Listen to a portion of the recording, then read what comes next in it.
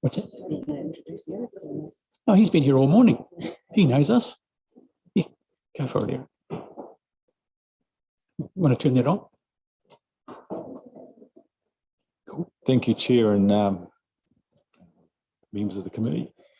I'll just wait for the presentation to come up.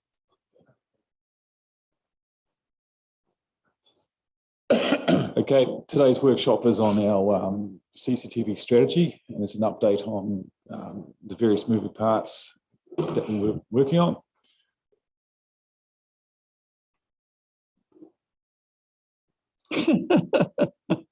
That's the one.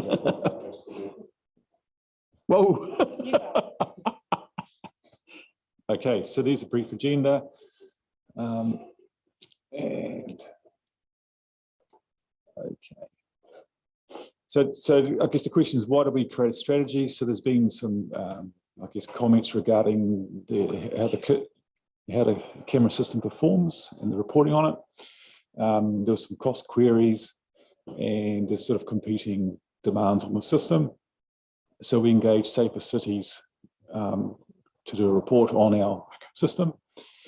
And yeah, they looked at it, they and have come up with some recommendations to enhance the system.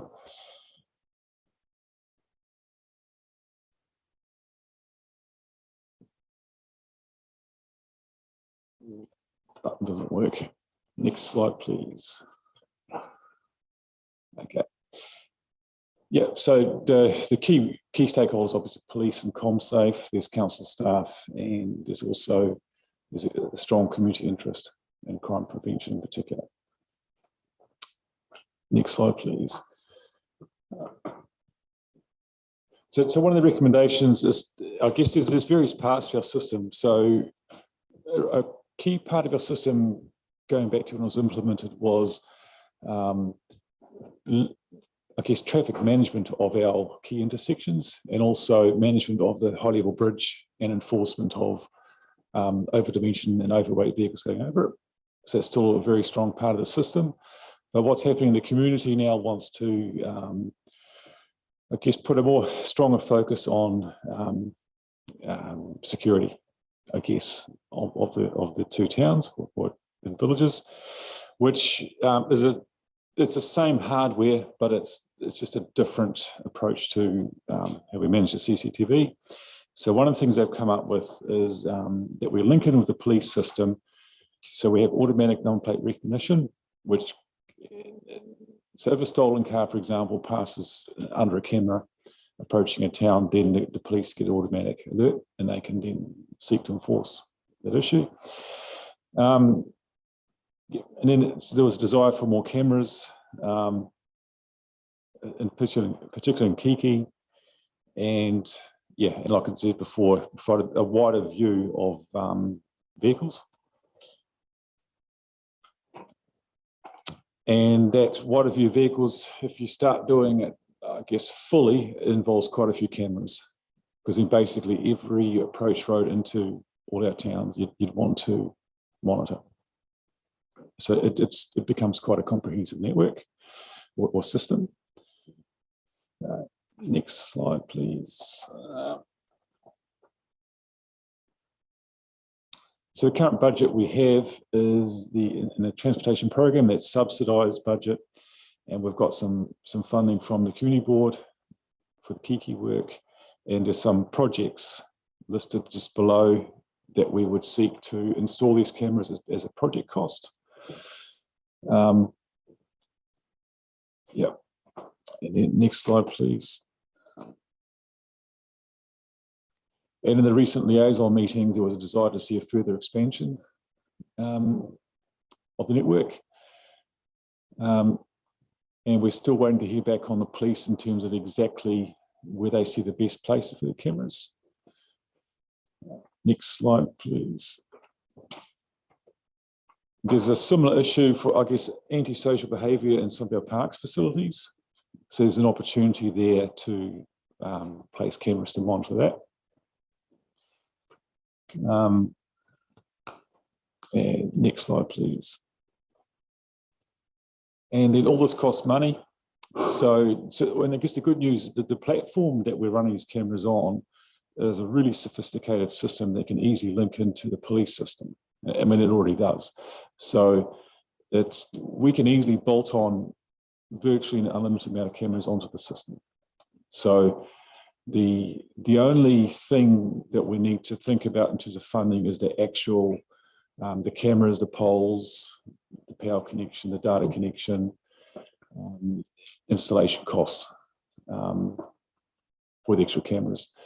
So I think part of the discussion today is where can we get money from? Yeah, I guess any questions or discussion? Question through the chair. Oh, thank you. Yeah. So there's some cameras wishing to go in at the roundabout at C2 there.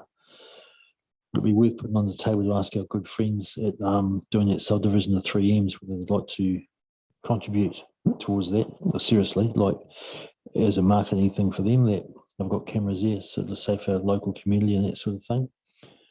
Not sure what sort of response, but if you don't ask, you don't know.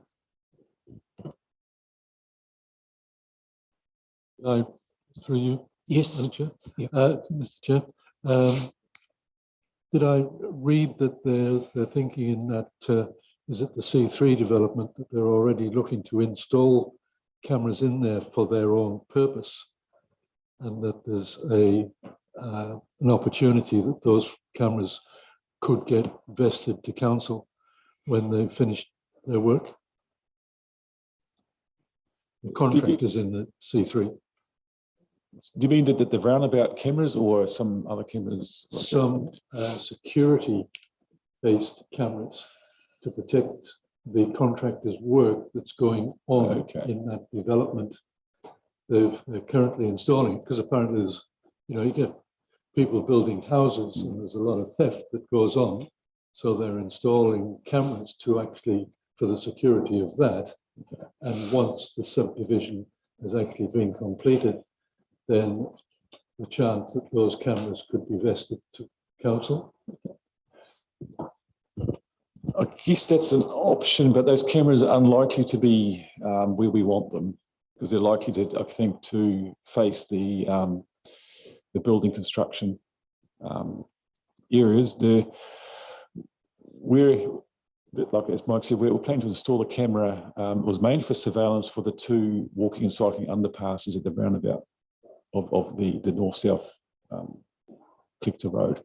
So we get really good surveillance for active modes. And then we can quite readily bolt on the ANPR system, subject to exact location of the poles.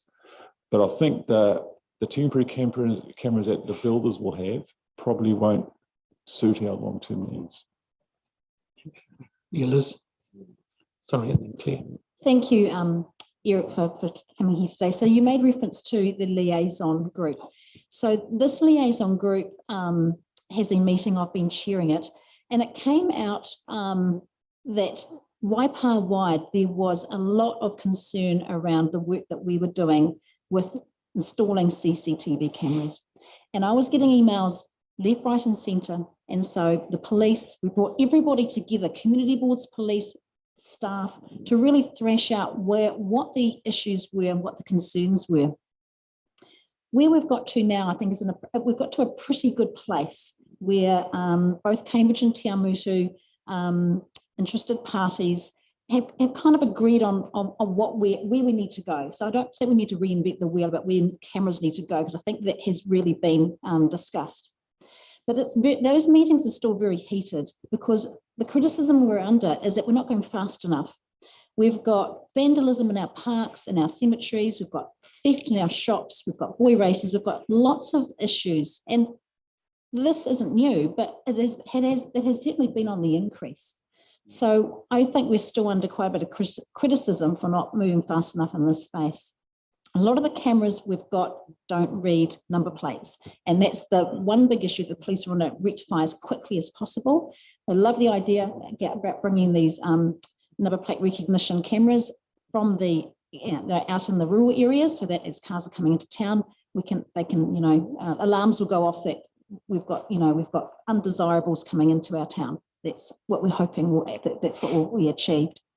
So I know that our communities, this is Te Awamutu and Cambridge, they want action and they want it now, and they want us to find some money to actually get some, you know, resolution around this. There's no doubt in my mind about where our communities sit with this. So I believe there is an option. Dawn, you better perhaps help me out here, but Gary mentioned an option this morning to me around $300,000 was the number I heard, loan funded. I mean, I don't know the detail around that, but that I believe could be an option for us, you know, going forward, because I just don't think there's a lot of tolerance left in our communities around, around feeling safe, and our communities needing to feel safe.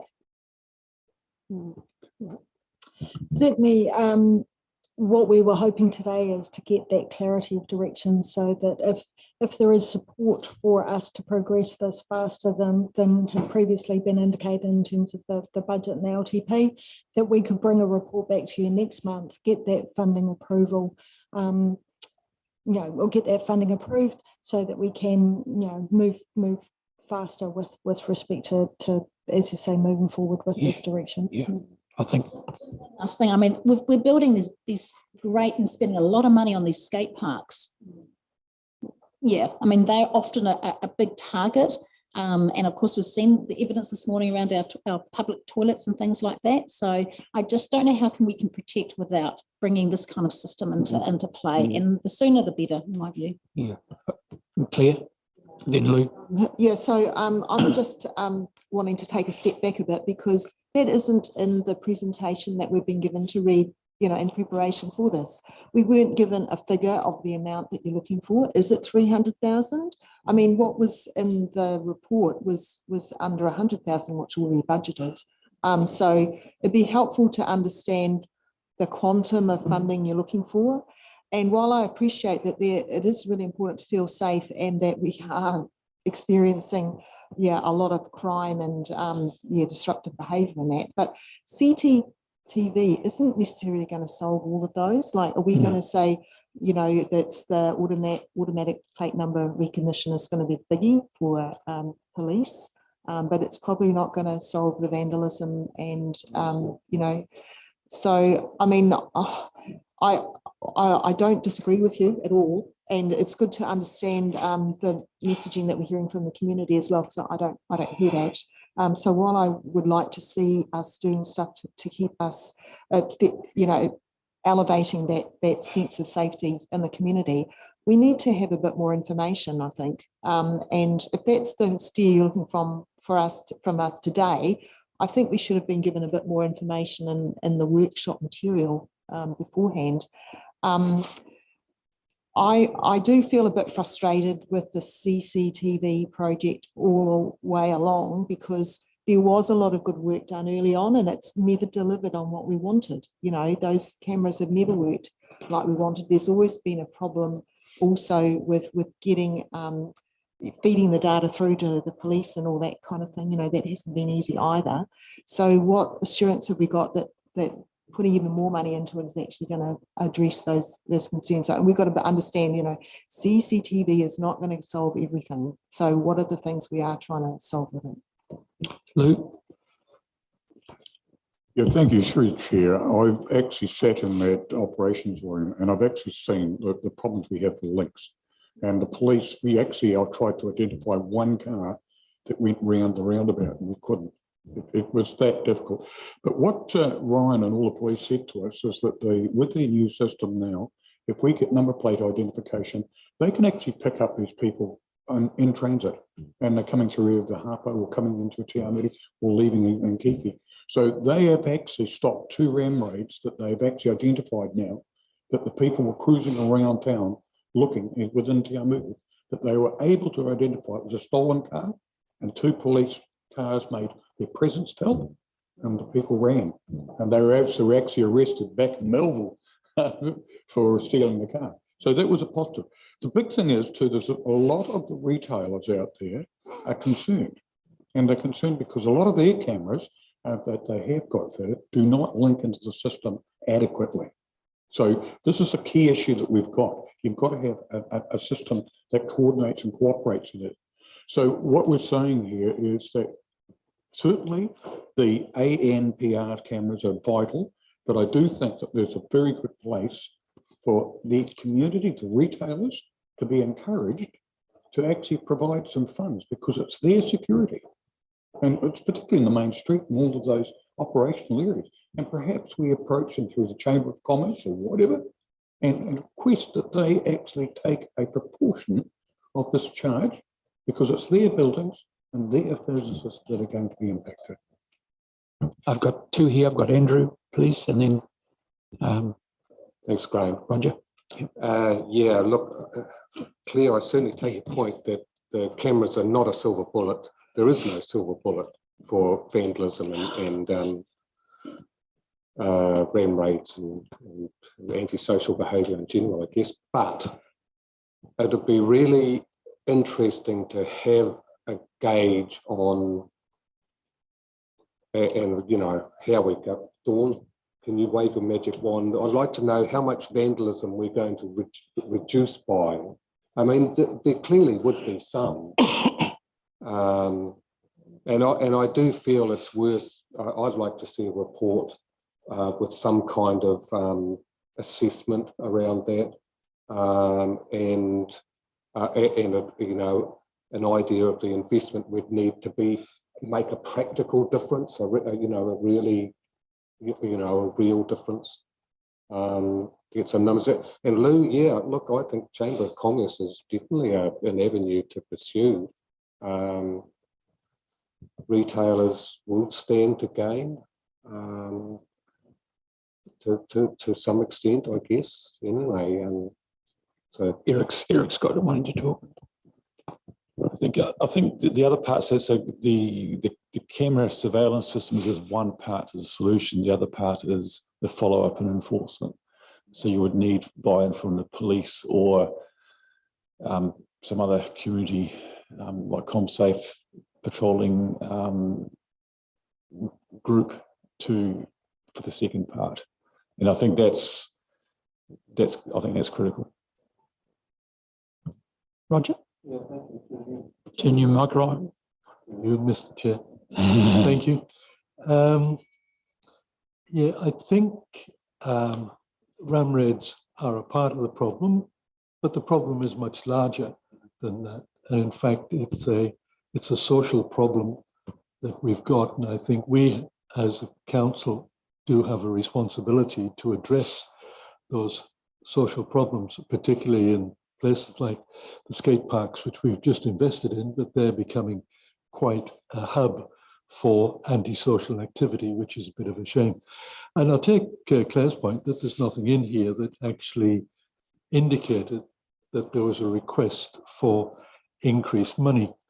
But what Dawn said is that, you know, she's wanting to gauge the flavour of council as to whether they would welcome a report that is brought back to us in, say, a month's time with an opportunity for the allocation and the source of additional funding to meet certain outputs of this strategy, and in fact, what the particular expenditure that would be, what it would cover, and what the benefits would be. And certainly, from my point of view, I think that that would be the logical move from here, to bring a report back saying, this is what we need, this is where we can get the money, this is what we can provide. And would you like to consider that now in terms of a way forward? So I'd certainly, I'd endorse, you know, that approach to bring back a report identifying the source and use and the benefits of an increased allocation to the CCTV strategy. Well, I think that report has to come back next month because time is of the essence, and we need to make a decision to run with that at that particular time so that we do get on with it, because we can't afford to leave it. It's getting, you know, it's getting bad.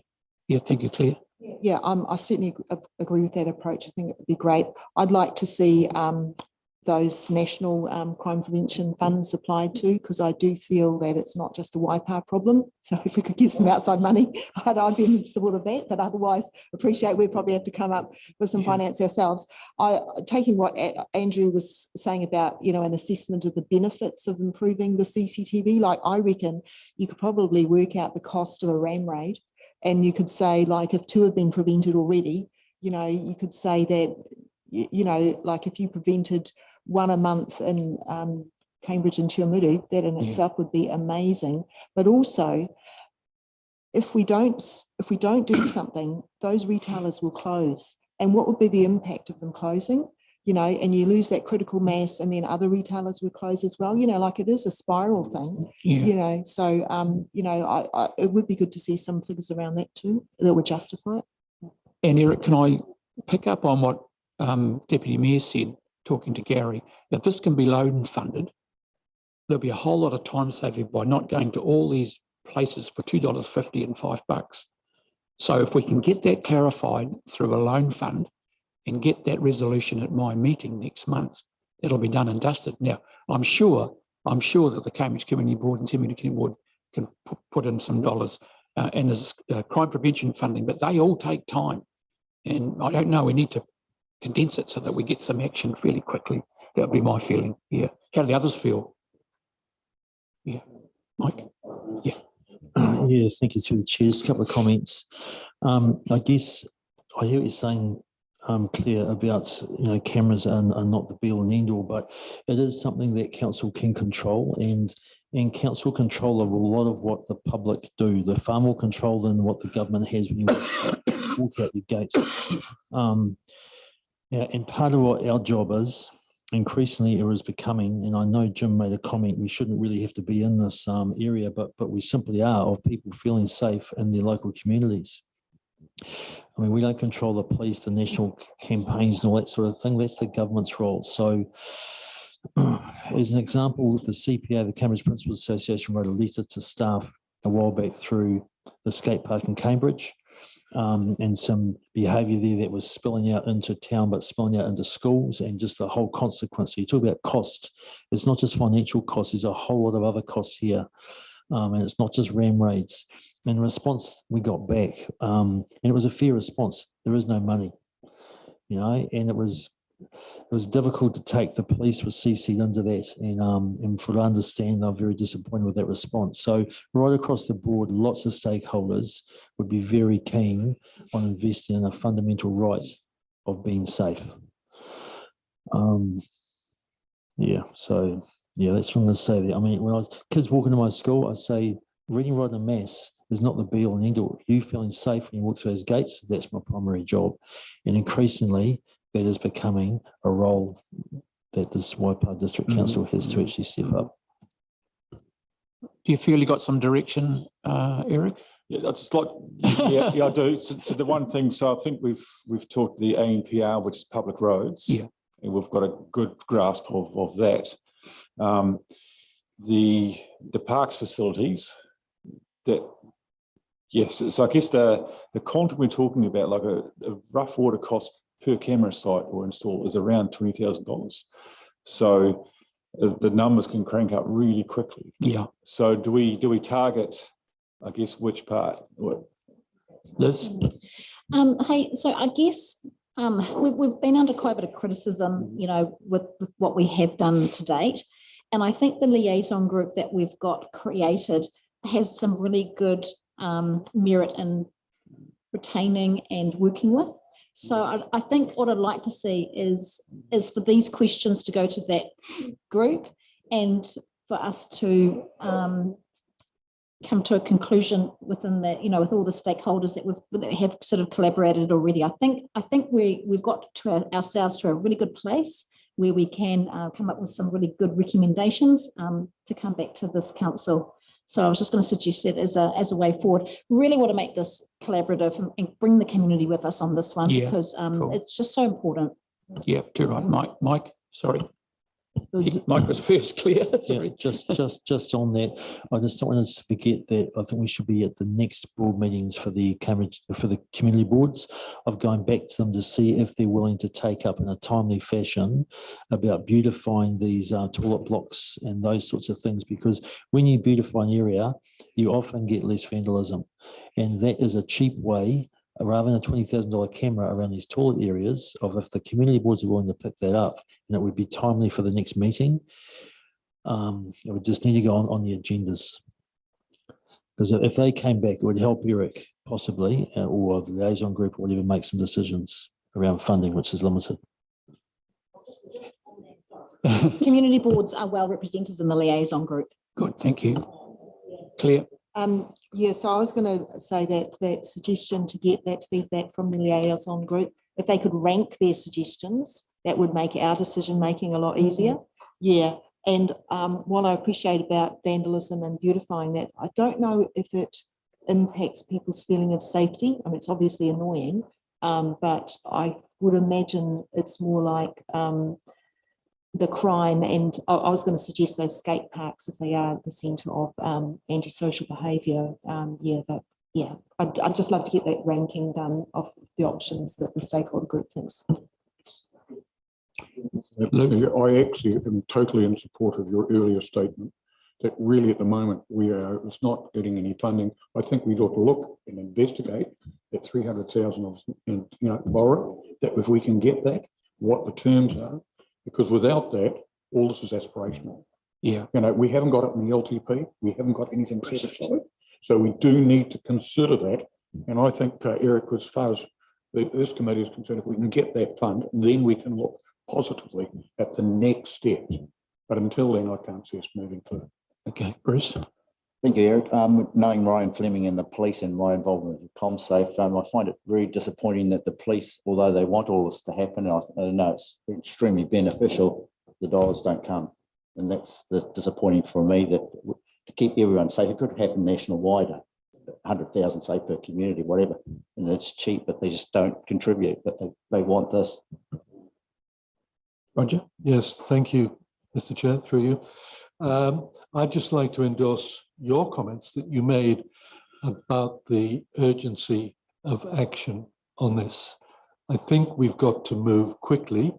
And I think if it means that we've got to have a number of meetings outside of this table with these community groups, maybe going back again to them and just keep that communication going, keep the input going, so that when we come back to this meeting with that report, then we know that we've got the community behind us in the decision that we've made, and we've actually adopted it under urgency. So yeah, I'd support your comment on that. Yeah, thanks, Mr. Roger. Chair. Yeah. All right. All good. Anything else, Eric? So I just want to clarify. So when we go back to the liaison group, are we talking that we potentially access a budget of $300,000? And is that a loan, or is that like, what does that, like, what does that mean? Is that, Yeah, I believe through your chair that we should investigate the funding, because of the urgency we're talking about. We need to have funds. So without funds, we're still between a rock and a hard place. Yeah. And as I said, the LTP doesn't cover this at the moment. It's got a limited amount, and the community boards have only got a limited amount of funds. So we've got to look, and I think this offer that we've heard today of, say, $300,000 of debt finance could be looked at initially, and then we can look at other options at a later date. But I do think we should look at that, because without that we can't proceed. Do it. just I guess one further item. I mean, that sum was being talked about in terms of the 8 to 10 cameras plus the installation costs and the like. So that's kind of where that number came from. What we are waiting on is the outcome from the annual report in terms of what financial position we find ourselves and what capacity there is. So there's an indication that it's possible, but we'll certainly explore that more and have some certainty when we bring that report back to you. Just a point of clarification, I know we're talking about the 300,000. However, all those groups up there, Eric, that you put forward, are you able to start trying to access that money before we, the liaison group meet, et cetera? Or does it need to be more specific? Look, we can start to access, but I guess the funding cycles, that's going to be a lot more than a month. I think we're talking 6 to 9, 12 months, depending on when their cycles are. Yeah. I guess my point is, hey, 300,000, it sounds like we spent 3 million. So I would hate to see that stop. We should be continuing on with that. It doesn't stop the 300K or whatever comes back. Roger. Thank you. And this is just a point of clarification through you, Mr. Chair. We're talking about 300,000 funding. That's in addition to the existing budget that we have. I'll revert to Dawn on that one. I guess it's a matter of, as I say, it was a very approximate about this number, about this sort of thing. Whether that was on top of or inclusive of the current funding, we haven't explored, sorry, so I can't confirm to you.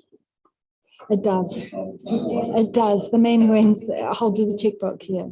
But certainly, as I say, we'll bring more certainty back to you. But in terms of I guess, working through it with the liaison group, it's a matter of them establishing what they put forward as the highest priorities. And then, you know, what is the total cost of that versus, you know, what is an affordable value that council can invest in whilst still pursuing other funding opportunities.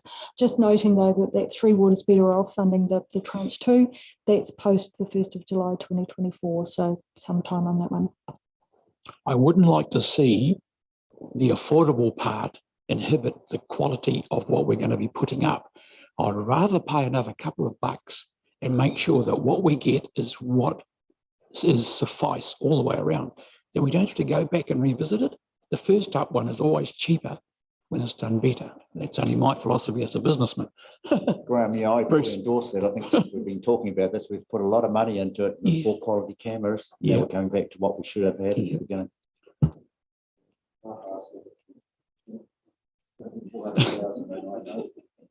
I think we've had a little bit of indication from the Deputy Mayor that the Chief Executive is saying something about loan funding. So if that is a given, to me, that, oh, there he is.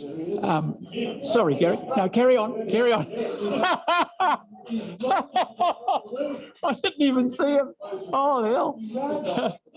Yeah, I'll rest my case. Okay. Just a clarification. There was a question there that should we look at the money or the priority listings first? Yeah. I think we do the both together. Yeah, absolutely. Get the priority listings while we're looking for the money.